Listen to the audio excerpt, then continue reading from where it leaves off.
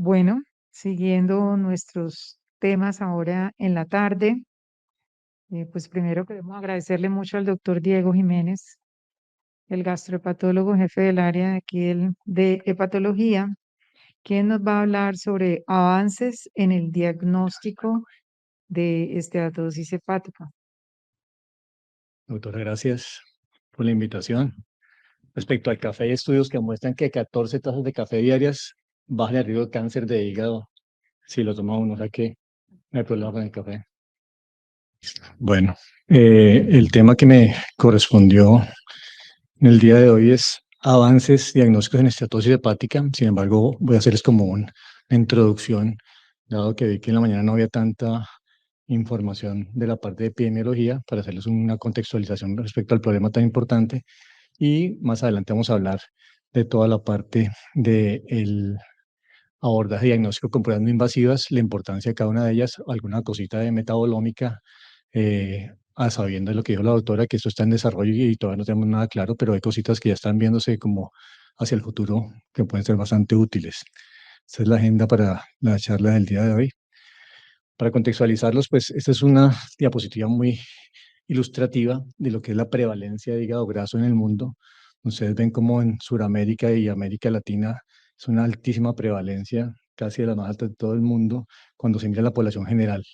Si miramos exclusivamente lo que sucede en diabetes tipo 2, pues ven el problema tan grave que tenemos realmente, con unas prevalencias cercanas al 60% en áreas del Medio Oriente incluso y en Sudamérica, pues similares. O sea que el problema realmente del hígado graso y como se llama hoy la disfunción metabólica asociada al hígado graso es una cosa que tenemos que preocuparnos y por eso la importancia del diagnóstico temprano y apropiado.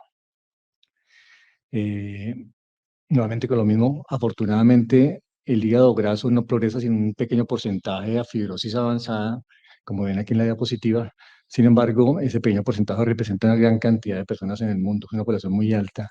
La clave está en determinar qué pacientes van a progresar y cuáles no van a progresar, que esa es la dificultad realmente que tenemos todos los especialistas de esta área. Este es un estudio que nos ilustra cómo lo importante no es tener esteatosis ni esteatohepatitis, sino saber los que progresan a fibrosis hepática, los que van a hacer F3 o F4 de fibrosis, es la población que nos importa.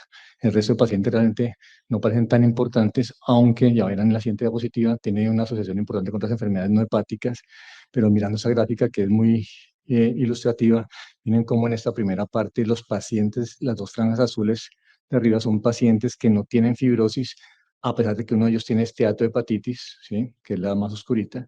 La sobrevida acumulada a bastantes años de seguimiento, a 12 años de seguimiento, es muy similar. El problema está cuando aparece la fibrosis, sea que tenga esteatohepatitis o no, porque algunos pacientes con esteatosis pueden progresar a fibrosis incluso sin tener claramente el paso de la esteatohepatitis clínicamente evidente. Entonces, lo que representa la diferencia es el que progresa a fibrosis realmente. Aquí en la gráfica de la derecha vemos cómo en los pacientes que progresan en su fibrosis F3 y F4 son los que claramente nos preocupan porque los que asocian con mortalidad de cualquier tipo y también por las complicaciones relacionadas con la misma enfermedad hepática o enfermedades extrahepáticas incluso. En esa gráfica lo mismo, a medida que aumenta la fibrosis del hígado, vemos cómo los eventos clínicos graves van apareciendo, pero incluso en estados precirróticos como en F3, la comorbilidad extrahepática y neoplasias extrahepáticas es un gran porcentaje de los pacientes y es la importancia de la disfunción metabólica asociada al hígado graso. Aquí en la gráfica de la derecha vemos cómo es diferenciando los grados de fibrosis de mayor a menor, cómo se va aumentando la incidencia de estas enfermedades a todo nivel y por supuesto pues a nivel hepático como es obvio. Una cosa muy importante es mirar cómo cambia el pronóstico de mortalidad y de todas las causas de muerte hepática y no hepática cuando el paciente pasa de F2 a F3 y sobre todo a F4. Es un aumento significativamente alto, exageradísimo diría yo. O sea que lo importante es determinar esos pacientes tempranamente para evitar esas complicaciones futuras. Aquí algo similar, donde se ve cómo el hígado graso o la esteatohepatitis es la causa más importante de trasplante en el mundo en este momento, sobrepasando ya a lo que era la hepatitis C y la hepatitis B incluso en el Oriente. Y el problema está en que esto va creciendo Vemos como aquí lo que se espera para dentro de pocos años es que en Estados Unidos, por ejemplo, se incremente más del 50% la cantidad de pacientes con esteatohepatitis o cirrosis descompensada en los siguientes años. O sea que es un problema de salud pública gravísimo en todo el mundo, con un costo altísimo para todos los sistemas de salud que es gravísimo. Entonces la clave está en identificar qué pacientes tienen hígado graso inicialmente. Y después de eso, qué pacientes con hígado graso van a progresar a una cirrosis hepática o una fibrosis significativa hepática. Entonces, la clave está en saber que la mayoría de pacientes con hígado graso no tienen una sintomatología determinada, son casi siempre asintomáticos o tienen síntomas muy bizarros, muy poco claros, como es básicamente astenia, que uno lo oye frecuentemente, pero en general no sienten nada. Algunos dicen que les duele el hipocondrio derecho, pero generalmente cuando uno los examina no es el hígado, sino es el colon, otras cosas diferentes, pero evidentemente son pacientes son asintomáticos, con lo cual la búsqueda activa del médico es importante para lograr diagnosticarlos tempranamente. Frecuentemente los vemos en la consulta de patología es por un hallazgo incidental en los exámenes tomados por otra razón diferente, exámenes de chequeo médico, exámenes de seguimiento por parte de los endocrinólogos o los internistas, o simplemente monitoría de otras cosas como uso de estatinas crónicamente o otros medicamentos que pueden producir toxicidad hepática. A otras veces lo encontramos porque el radiólogo le encuentra un hígado graso en una ecografía por otra razón y o por pacientes que se hacen pruebas hepáticas al acudir a un servicio de hospitalización y allí se alcanza a determinar. O sea que desafortunadamente no es fácil tener síntomas que lo obliguen a consultar y eso es la desventaja de pronto de esta enfermedad. Entonces, ante un paciente en el que sospechamos que tiene un hígado graso, la parte clave es tener en la cabeza qué pacientes tienen mayor riesgo de tener hígado graso. Y por supuesto, esos pacientes ver cuáles son los que vamos a tamizar inicialmente. Tener en la cabeza, como lo han dicho previamente, los diabéticos, pacientes con síndrome metabólico, las personas con ovario poliquístico, o una cosa muy importante, no olvidar los que tienen familiares en primer grado con hígado graso o hepatocarcinoma, que eso es un factor súper importante para tener presente que ese paciente que está al frente pueda tener lo mismo por un factor genético claro que ya previamente lo han comentado. Respecto al diagnóstico del hígado graso, pues es evidente que hay que diagnosticar que no sea un hígado graso de origen alcohólico, porque es una enfermedad completamente diferente, con unas connotaciones diferentes terapéuticas, epidemiológicas y de trasplante, con lo cual es recordar que más de 14 tragos o 21 tragos por semana, pues es exagerado y eso es un factor que tienes que tener en cuenta para que la historia clínica te oriente a un hígado graso. Y otras comorbilidades que pueden hacer confundir que sea un hígado graso de origen no metabólico o genético, que son también importantes. Y excluir las enfermedades básicamente a través de algunas pruebas de laboratorio, excluyendo las enfermedades metabólicas y las inmunológicas. Y tener pues, una ecografía de hígado, que es un examen de tamización bueno, y hablaremos sobre él ahora, como parte inicial del abordaje diagnóstico y la sospecha clínica. Pero ¿qué es lo grave?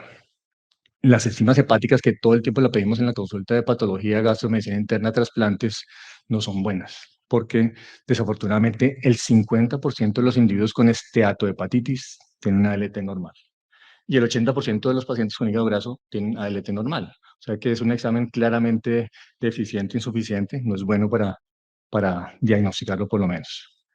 Otro problema peor, el paciente con ALT elevada no significa que tenga esteatohepatitis, que el 50% de los pacientes con ALT elevada tienen NAFLD sin NASH. O sea que es una prueba claramente no útil, pero al revés, cuando la ALT es anormal, nos obliga a buscar el paciente que tiene un hígado graso o algo similar como una esteatosis de origen metabólico o otro origen diferente.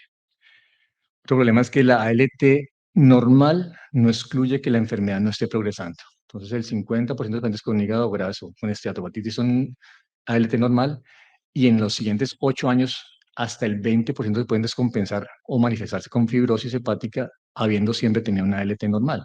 O sea que realmente la ALT no es útil para el seguimiento diagnóstico ni para descartar que el paciente no tiene esteatohepatitis, que es un problema grave. La ecografía deben tener en la cabeza que solamente sirve para identificar esteatosis hepática. No sirve para diferenciar esteatohepatitis y mucho menos para diferenciar una fibrosis temprana. Por eso ustedes ven que muchas veces el paciente está en seguimiento por medicina interna, por endocrino mucho tiempo y debuta con una cirrosis avanzada, descompensada o incluso hepatocarcinoma en algunas veces, habiendo tenido una ecografía que decía que tenía una esteatosis simple en apariencia, porque los cambios de fibrosis iniciales no se evidencian en la arquitectura externa del hígado y el radiólogo pues es incapaz de detectar esta alteración. Entonces hay que tener en la cabeza la búsqueda de los casos y las poblaciones de riesgo que ya hemos hablado previamente en otras charlas, y tener esa recordación que esos pacientes con esas alteraciones metabólicas son los que tienen mayor riesgo, como se ve aquí en esa gráfica. Entonces, el reto está en identificar los individuos con riesgo que van a progresar, pero identificarlos antes de que hagan eventos catastróficos o graves o avanzados, y esa es la parte difícil de esta película. Y para poder predecir eso, clínicamente debemos estar siempre pendientes de ellos y buscar cuáles son los predictores como la diabetes, edad de más de 50 años. Es lograr estratificar el riesgo clínicamente y a eso aplicarle las pruebas que nos ayuden a estratificar el riesgo y aclarar si ese riesgo es o no existe. Entonces tenemos herramientas para identificar fibrosis hepática significativa. Siempre hemos pensado que la biopsia hepática es el gold estándar para muchas enfermedades y para el hígado sí que lo es cada día menos. Aquí les doy un ejemplo de esto y hablaremos más adelante nuevamente sobre ella. Primero, la biopsia hepática es que es una muestreo muy pequeño del hígado. Es una muestra que corresponde a las 50, uno en 50.000 partes del hígado, es demasiado pequeña. Además, depende del que lea la patología, porque dos patólogos entrenados pueden leerla diferente. Dos biopsias muy cercanas, como se ven aquí, pueden ser leídas con diferente fibrosis en la misma biopsia, en el mismo día del mismo paciente. Si usted ve en la parte de arriba de esa franja, esta sería una fibrosis F3, por ejemplo, y en esta sería apenas una fibrosis periportal, que sería un F2. O sea que la biopsia es un examen que, primero, de ser invasivo, riesgoso, hay gente que se muere por una biopsia de hígado, el 0.2% de la gente dicen que se muere por una biopsia hepática. O sea que es un examen que es peligroso y hay que saberlo aplicar. Y además de eso no nos da una información tan buena como quisiéramos. Evidentemente en esteatopatitis es una herramienta todavía con una preponderancia alta, pero no es realmente el gol estándar para las enfermedades, aunque los estudios clínicos desafortunadamente muchas veces la necesitan para poder compararlo con los medicamentos sobre todo. Además, es impráctica para tamizar toda la población en una biopsia de hígado. Ahora vamos a hablar de cada segmento, es lo que es esteatosis, esteatopatitis y fibrosis. En cada segmento hablaremos de las pruebas no invasivas, de los marcadores serológicos y algunas cosas de la parte de metabolómica, como para hacerles una breboca en ese sentido. Aquí ya la autora había hablado sobre esto, no va a profundizar en ello, pero tener en cuenta simplemente que en el diagnóstico de esteatosis, ojo, no esteatohepatitis, las pruebas no invasivas, estas dos que aparecen allí, que es el índice de grasa hepática y el índice de esteatosis hepática, que son pruebas que tienen unos parámetros para poderlas identificar, que son muy simples, como se ve en la parte de arriba de esta gráfica, son útiles y tienen realmente una buena curva ROC para cada una, o sea, por encima de 80 es bastante buena para ellas, y nos pueden ser útiles para indicar esteatosis. Casi nunca los utilizamos, pero que lo tengan en la cabeza que existe. Las otras que aparecen allí no son tan buenas sus áreas bajo la curva. Entonces, esteatosis se puede tamizar bien con una de estas pruebas con unos valores predictivos negativos bastante buenos. La elastografía transitoria o el FibroScan, que es la primera marca que apareció con esa tecnología, es una herramienta muy útil en la patología, casi que indispensable en ese momento. Para los que no la conocen, simplemente es una técnica de ultrasonido en la que, de acuerdo a la velocidad de transmisión de la onda a través del tejido hepático, se sabe el grado indirectamente de rigidez del hígado. Entre más duro es el hígado, más rápida la transmisión de la onda, entre más suave o menos rígido sea, se demora más. Pero a esta técnica se le han hecho o han aplicado, han desarrollado una ecuación que es la atenuación controlada, el parámetro de atenuación controlada, que significa que en los pacientes que tienen más grasa en el hígado, pues la onda se atenúa más en el paso de esa grasa, lo cual indirectamente nos puede dar una relación, una proporción de la cantidad de grasa. Entonces el CAP, que es derivado de la fibrosis hepática del FibroScan, es una técnica que se puede utilizar, que hablaremos sobre ella más adelante, que tiene algo de utilidad, sin embargo, tiene unas franjas intermedias que son demasiado malas y no es tan reproducible como quisiéramos, pero es una herramienta que la tenemos en el FibroScan, no en otro tipo de elastografía. ¿Okay? Aquí vemos, hablando de esta técnica, como la sensibilidad y especificidad realmente, cuando la esteatosis es más del 5%, la prueba es muy buena, pero para esteatosis ya S3, por ejemplo, no es tan buena, por eso tiene algunas desventajas, porque no es óptima como quisiéramos para poderlo detectar fácilmente y cuantificarla, porque esta técnica cuantifica entre S1, S2 y S3 de esteatosis. Hay técnicas mejores ahora, como es la resonancia. Esta técnica que es la densidad protónica de la fracción grasa, que es una técnica que está básicamente para estudios de investigación por el costo tan alto, pero probablemente en el futuro nos va a ser útil porque tiene la ventaja de unas áreas bajo la curva supremamente buenas en todos los tipos de esteatosis, en todos los grados de esteatosis, y reemplaza claramente y supera a todas las pruebas previas en cuanto a la precisión diagnóstica. Entonces, esta es una que usted la verá, pero en estudios de investigación, y obviamente el costo es prohibitivo todavía y no se puede ni pensar en ella. En esta gráfica ustedes pueden ver cómo, comparando el CAP versus esta técnica de resonancia en todos los grados de esteatosis, pues claramente hubo una diferencia significativa que la favorece en cuanto a su precisión. En cuanto a marcadores biológicos, como sabemos y como dijo la doctora previamente, es algo que está hasta ahora empezando, más bien no hay nada claro, hay demasiados estudios que sacan tratando de predecir muchas cosas. Lo que les voy a mostrar aquí en toda la charla son los que aparentemente pueden tener alguna implicación futura de utilidad. Este es hablando de los lípidos, por ejemplo, la medición de estingomilina saturada. Solamente les muestro es para que ustedes vean qué cosas que están avanzando, pero por ejemplo, miren esta para tamizar si tiene hígado graso o no, simplemente eso. Una muy buena P en pacientes obesos y no obesos. O sea, claramente a futuro pueden ser cosas que vamos a utilizar con unas sensibilidades y especificidades bastante buenas. Otras que están en una prueba porque le colocan los ácidos grasos asociados y nos permite con una muy buena precisión determinar pacientes con esteatosis y dependiendo del punto de corte, ver si tienen posibilidad de tener esteatohepatitis o no, con unas especificidades bastante buenas que, hablando de esteatohepatitis, pues son cosas que antes son sorprendentes para marcadores no invasivos.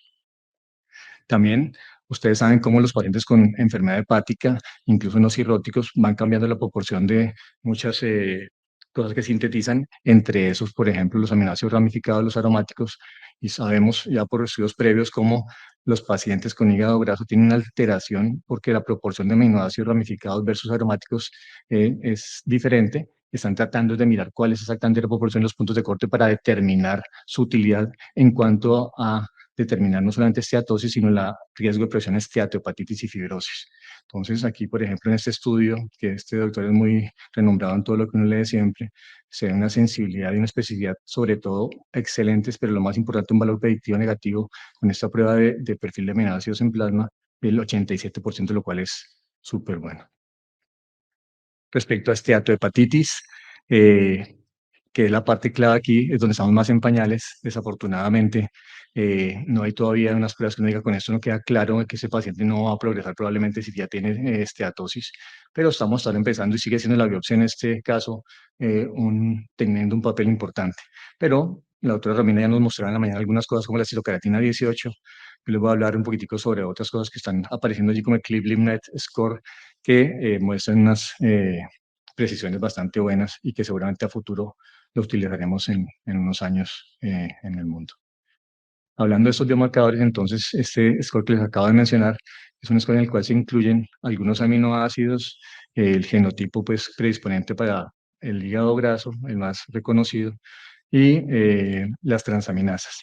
Miren cómo esta medición en esta prueba que obviamente no sabemos exactamente qué es lo que mide porque no está disponible, vemos cómo el área bajo la curva es de 0.86 con una sensibilidad muy buena en especificidad aceptable. O sea que esta prueba seguramente, la que está más hablándose a futuro, podemos tenerla disponible, aunque todavía no se puede recomendar, evidentemente, ni se puede conseguir tampoco.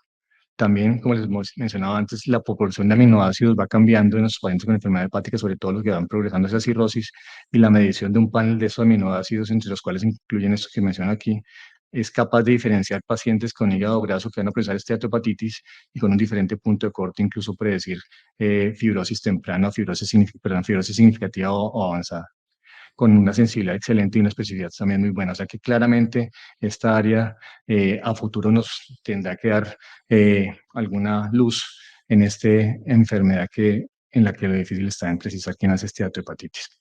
Igualmente aquí en ácidos grasos, solamente les muestro aquí para que recuerden de dónde vienen los ácidos grasos y cuáles son los primarios y secundarios.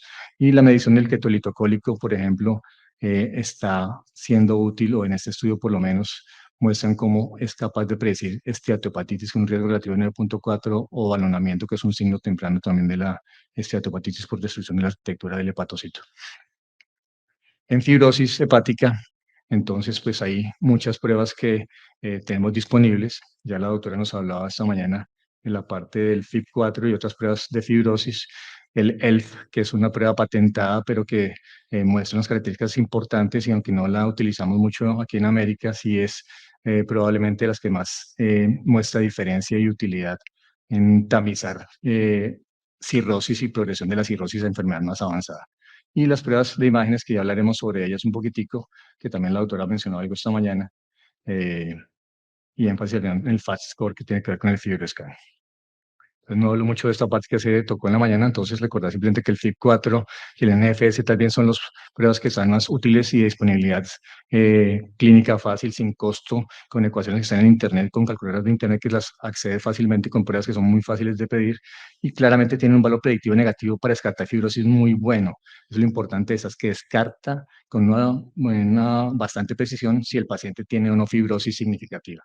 Es lo importante de estas pruebas. El ELF y el FibroTest también son pruebas en el mismo sentido muy útiles. El problema es el costo y la menor disponibilidad de ellas. Aquí para recordar simplemente lo que tiene las pruebas que compone el FIB4 y el ELF, que ya esta mañana la doctora ha mencionado.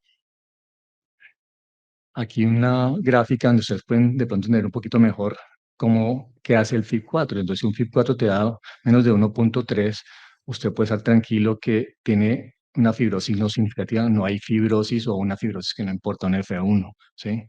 Y si es más de 2.7, seguramente es una fibrosis avanzada y es el paciente que hay que ponerle más atención porque es el que va a hacer rápidamente las complicaciones metabólicas y hepáticas también. Igual el NFS, que también está disponible en todas las calculadoras en Internet.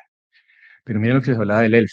El ELF ha mostrado en algunos estudios cómo es más bueno para predecir progresión de la cirrosis que la misma biopsia hepática. Si miran aquí en la tabla de la derecha, ustedes ven cómo el ELF basal comparado con el cambio que hace allí es mucho más bueno para predecir que el paciente va a progresar y que va a tener una sobrevida menor o complicaciones asociadas con eso. O sea que el ELF, con este valor de corte, es capaz de diferenciar de una manera buena pacientes más tempranamente que la biopsia hepática que van a progresar o van a tener más riesgo metabólico. O sea que es una prueba que tener en la cabeza en todo caso si no lo utilicemos, pero que es importante.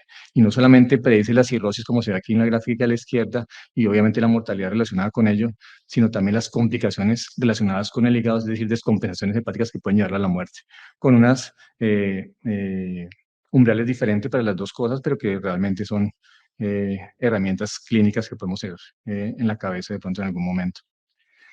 Esta, que es el procolágeno tipo 3, que ya hablaba la autora también esta mañana, es una prueba importante que tenerla mucho más presente porque es ella capaz, independientemente de otras pruebas que están en este algoritmo en el cual se incluye la edad y la diabetes, es ella misma en sí capaz de diferenciar independientemente de los pacientes con fibrosis avanzada, con unos números súper buenos realmente que nos pueden ayudar a futuro y seguramente la tendremos disponible. Volvemos nuevamente al FibroScan o la elastografía transitoria controlada por vibración para recordarles que es una técnica de ultrasonido que es sencilla, rápida, se puede llevar el aparato a la cama del paciente incluso. El problema es que está limitado por las tasas de fallo que tiene, por el tipo de sonda que se utilice, porque todas las ondas no son iguales y las ondas XL son las que dan mayor rendimiento y no todas las veces las tenemos disponibles, pero tiene un problema, es que a veces no da las mediciones adecuadas en pacientes, por ejemplo, muy obesos o en pacientes con una ventana costal muy pequeña, entonces es una desventaja de ella. Tiene la otra desventaja que es dependiente también de la experiencia del operador, pero tiene una virtud que es que evalúa más de 50 a 100 veces la cantidad de tejido que evalúa una biopsia hepática. Y es una prueba que, como les había mencionado previamente, aparte de decirnos la fibrosis, tiene algunas cosas que pueden ser útiles para la evaluación de la esteatosis hepática y ya miraremos cómo su utilidad en otra que se llama el FAST score, donde nos dice sobre la esteatohepatitis. La elastografía simplemente es que entre más rigidez del hígado, mayor es la velocidad de conducción de la onda e indirectamente nos dice sobre el grado de fibrosis como se ve aquí en esta gráfica. Es mucho más fiable esta prueba para descartar fibrosis hepática avanzada con un valor predictivo negativo superior al valor predictivo positivo y nos da una cosa muy buena, es que si el FibroScan tiene menos de 6 kilopascales, usted puede estar seguro que ese paciente no tiene una fibrosis importante, es un estadio F0 probablemente. El problema es que a veces sobreestima la fibrosis, sobre todo en pacientes que tienen hepatitis, o sea, que tienen agudamente alguna enfermedad o que tienen colestasis u obstrucción de la vía biliar, pues evidentemente va a sobrevalorar el grado de fibrosis. Tiene además utilidad para tamización de hipertensión portal significativa y riesgo de cáncer de hígado. Pacientes con más de 25 kilopascales, por ejemplo, tienen un riesgo muy aumentado de cáncer de hepatocarcinoma, y los pacientes con más de 20 kilopascales con seguridad tienen una hipertensión significativa y van a ser complicaciones de ascitis o de sangrado varicial.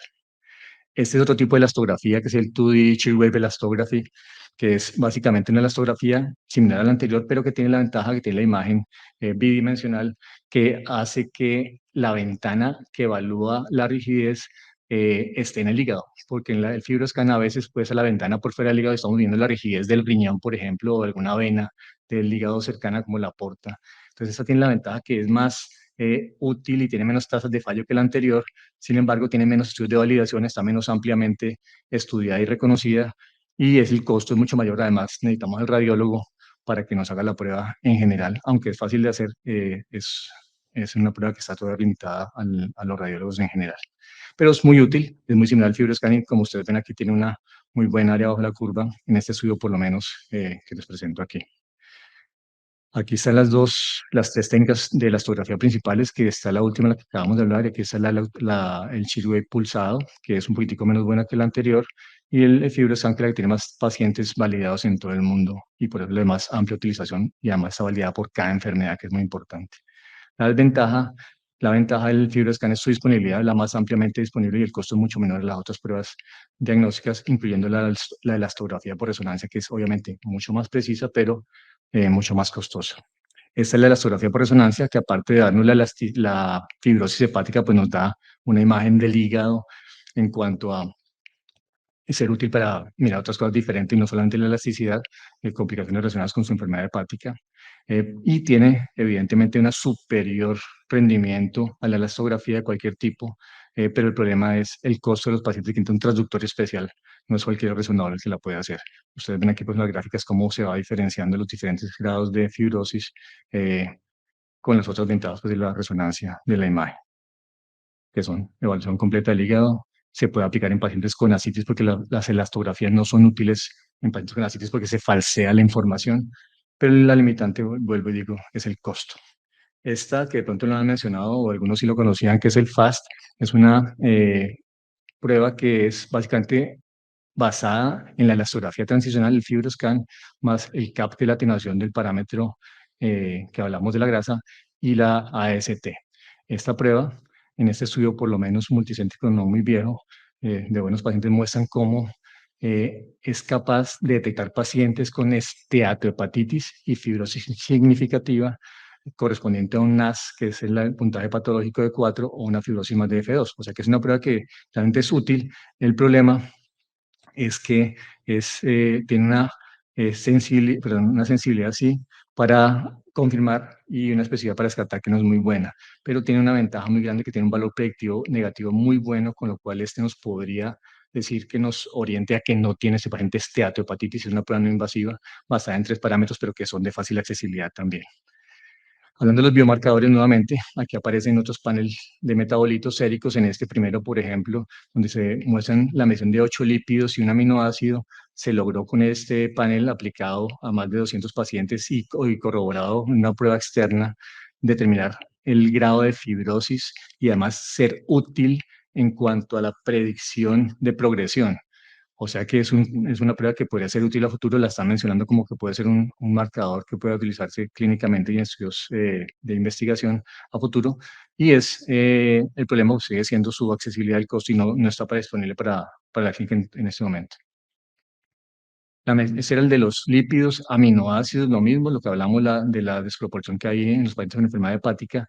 En este índice, por ejemplo, ya está mencionando, que es el índice de glutamina, glicina, serina, se logra predecir con esta el grado de balonamiento de inflamación, es decir, esteatohepatitis, y también, dependiendo del orden de corte, el grado de fibrosis. También la medición de ácidos biliares, por lo que hemos sabido cómo va cambiando la proporción de los ácidos biliares primarios y secundarios a medida que el paciente se va enfermando del hígado, y muestra realmente algunos parámetros que pueden ser útiles a futuro, como este, por ejemplo, con un riesgo relativo de 24 veces, o sea que puede ser muy útil. Entonces aquí es una cosa simplemente para mencionarles cómo la aplicación de las pruebas es útil de manera secuencial, porque si aplicamos la primera prueba, pues queda una ventana de pacientes que tienen un área indeterminada en que no sabemos si tiene algo significativo de fibrosis o no lo tiene. Entonces ahí aplicamos una segunda prueba y en esa prueba pues achicamos esa ventana recuperando una gran cantidad de pacientes. Por ejemplo, en este algoritmo, en este estudio publicado hace un par de años, se ve cómo cuando se aplica primero el FIB4 y después secuencialmente aplicamos otras pruebas, ya sea el ELF o una elastografía transicional, se logra mejorar hasta un 24% los resultados que antes eran indeterminados. O sea que la aplicación secuencial de pruebas es realmente la recomendación. Para concluir, tener en cuenta simplemente que el hígado graso, la enfermedad metabólica asociada al hígado graso es una de alta prevalencia y la fibrosis avanzada cada día se ve más, teniendo en cuenta pues la epidemiología propia de nuestra región. Es clave es determinar los pacientes con fibrosis avanzada tempranamente o quienes podrían progresar y de eso se trata pues la evaluación del hepatólogo y el endocrinólogo, pero además para tratar de evitar no la enfermedad hepática y el trasplante hepático, sino determinar el riesgo de otras enfermedades metabólicas y cardiovasculares relacionadas con la progresión de la enfermedad. Los biomarcadores pronósticos no invasivos facilitan la estratificación del riesgo, pero estamos todavía cortos en ese sentido y claramente la resonancia tiene ventajas en cuanto a detectar esteatosis, fibrosis, pero todavía su disponibilidad y el costo son prohibitivos. La biopsia sigue siendo útil, pero no es indispensable en muchos pacientes y hay que tener en cuenta los riesgos de esa al realizarla y tener siempre a la mano en su escritorio la herramienta para el FIB4 o el NFS para tamizar el riesgo alto o bajito de fibrosis. Muchas gracias.